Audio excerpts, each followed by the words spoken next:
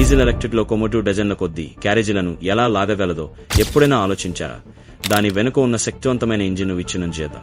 ఈ లోకోమోటివ్ 12 సిలిండర్ల twin turbocharge 4-స్ట్రోక్ డీజిల్ ఇంజిన్ పై నడుస్తుంది. దీన్ని దృష్టిలో ఉంచుకుంటే ప్రతి సిలిండర్ దహన గదిలోకి డీజిల్ను స్ప్రే చేసే ఇంజెక్టర్తో జత చేయబడింది. ఇంజిన్ కింద 5.0 గ్యాలన్లకు పైగా ఇంధనాన్ని కలిగి ఉన్న భారీ ఇంధన ట్యాంక్ ఉంది. ఇది అనేక ట్రిప్పులకు సరిపోతుంది మరియు నింపడానికి దాదాపు 22.0 నుండి 28.0 వరకు ఖర్చవుతుంది. ఇంజిన్ పక్కన మీరు ఆయిల్ రిజర్వాయర్, ఆయిల్ ఫిల్టర్లు మరియు ఇంధన ఫిల్టర్లను కనుగొంటారు.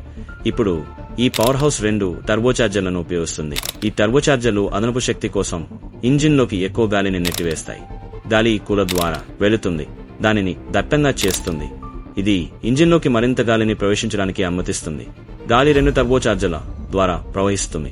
మొదట పెద్దది, తర్వాత చిన్నది చల్లబడి ఇంజిన్లోకి ప్రవేశించే ముందు ఇంజిన్ తిరుగుతున్నప్పుడు అది నడుస్తుంది. ఈ వీడియో గురించి కామెంట్ చేయండి మరియు సబ్స్క్రైబ్ చేసుకోండి. లైక్ చేయడం మర్చిపోవద్దు.